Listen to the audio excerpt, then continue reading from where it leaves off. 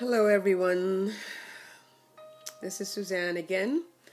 Just wanting to ask you for your support and just wanting to share my journey with you. Last time I talked about GvHD, graft versus host disease of my eyes. One of the more common places that a bone marrow transplant patient experiences graft versus host disease. Another very common place is the GI system. That is the gastrointestinal system, the areas where the food enters all the way to where it exits. I still have problems with that, but I can tell you today, the good news is that that's one of the most improved areas that I have GvHD of. Right now, I had it from the entrance to the exit, but right now I have it mainly in my mouth to my throat, and it's still even better in those areas. A lot of cancer patients who get chemotherapy will have GI problems because of the destruction from the chemotherapy. I was told in the hospital that we get 7 to 10 times the chemotherapy of an average cancer patient because of all the areas that are covered that have to be destroyed by through chemotherapy. In the marrow is in our bones, and our bones run from our head to our feet, and the blood runs throughout your body. So that's a large area. So from in the hospital, I had GI problems from my mouth to my throat. There was a lot of vomiting, a little bit of diarrhea for me. For a lot of cancer patients, not a lot of cancer patients, a lot of bone marrow transplant patients, they get a lot of diarrhea. I didn't get a lot in the hospital, but I vomited a lot because you don't digest food a lot, and everything goes down slowly and sits in your stomach. And my throat was extremely so sore at one point I couldn't even swallow my saliva. I was starving for a few days. My doctor didn't like that. He said, you have to drink. You have very, very serious medications, and a lot of them, and you have to flush that through. So this is one of the number one things I do: drink water.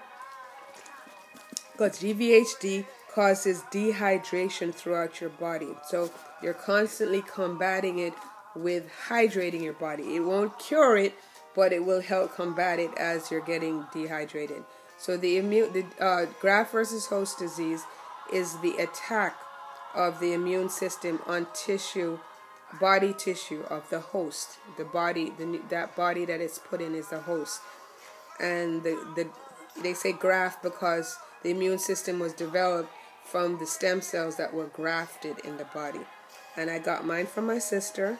Was a perfect match, so we were hoping or thinking it wouldn't be a lot of problems, but the body's very smart. It still doesn't recognize parts of my body or see parts of my body as enemy to it, and it's trying to destroy it. So it attacks areas. So in the hospital was mainly problems were from chemotherapy, and I came out, and then I had a bad sore throat, and I ate soft food, and then it started to go away. Things tasted bitter, all that kind of stuff, and then eventually felt fine.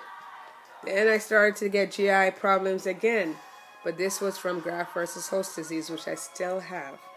So what happened is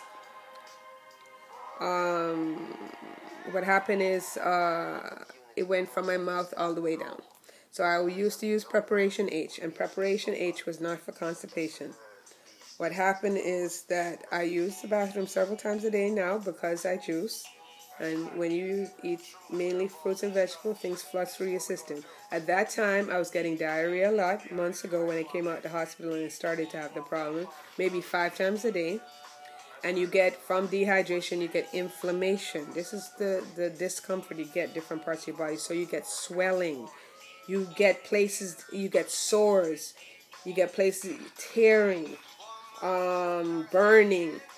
So that's what I was getting there. And every time I used the bathroom, which I said was 3 to 5 times a day, it was like catastrophic. It was painful. It was like a volcanic eruption every time. And I thank God now I can tell you a good news. I no longer have that problem. No more preparation age. No more problems there. No more problems with my stomach because I had to use medication to help with serious indigestion. So I no longer have to use that. That's another good news. My mouth is still sore and my throat is. My mouth and throat was sore for a long time that I couldn't eat certain foods. I had to eat mainly fruit and vegetables because they're full of water. So they're easy to digest. But meat, which I haven't eaten red meat since I was 20. But I eat poultry and I eat seafood, but fish and poultry I couldn't even eat that because I didn't have enough saliva in my mouth to break it down for juices to start to soften the food. When I swallow it's like I swallowed hay, trashy, and it hurt my throat. But now I can eat that, but it still has to be soft. So I can tell you now that those areas better. I still have sores in my mouth. You get sores in your mouth, the lining of your cheeks, especially ulcers. You get it, like I get it on my gum, on my tongue, on my lips. Right now I have a lesion here, just got a month ago. Lesion here has been 6 months, and the black thing on it is a stitch which has to come out in a couple days. They did a biopsy on me. They want to make sure it's not cancer, or to see what it is, because people who have graft versus host disease of the skin are at high risk for skin cancer. So that's why they ask us to stay out of the sun. And if we have to go outside, to wear sun protection, sunblock, sunscreen. I wear sunglasses. I wear a hat often, and always have an umbrella. Okay, so that's the good news. That is much better, and that gives me a lot of hope for the other areas. And I still need help. I want you to help me 2014 when my nonprofit is ready to start, because I just registered it and I have other things to do. And when the website is up and ready, I'll let you know about it. But I'd love your support, donations, anything you can give. Even now I have a site for me, because of course the reason why I thought of doing a nonprofit is that I see what a lot of people have to go through what I've gone through what I've heard from doctors, through research. A lot of our medication is experimental, not covered by insurance. Some of it that's covered by insurance is brand name. There's no competition, so it's very expensive. And then there are a lot of drugs we have to take, so we have to keep getting drugs, and it adds up. Co-payments add up. $15 adds up. $40 adds up. Some of them are $100 co-payment, $150. And like I said, I have, like the one for my eye, biotherapy, it's $105. And there is no, there's no insurance doesn't cover it. So unfortunately, I do things. I ask for help. I've had fundraising. I never imagined I had to do that, but that's the predicament I'm in.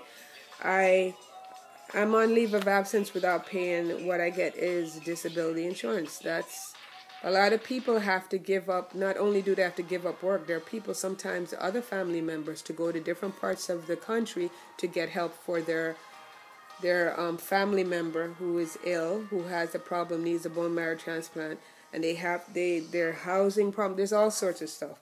So we're on this earth to help each other. We're not just on this earth just to think about ourselves or even just our families. We're on this earth to help each other. And I can't tell people what to believe in, but I'm a Christian, and I believe in the Christian philosophy. And it matters what you do in the flesh. Okay, because the most important thing is not life on earth, it's everlasting life. And it all depends on what you did when you were in the flesh. So I want to help other bone marrow transplant patients with this nonprofit, and I want to be able to work this nonprofit seriously. It's not a hobby, it's my calling, and I want others to help. So you can donate. Of course, we'll need volunteers. A lot of nonprofits need volunteers.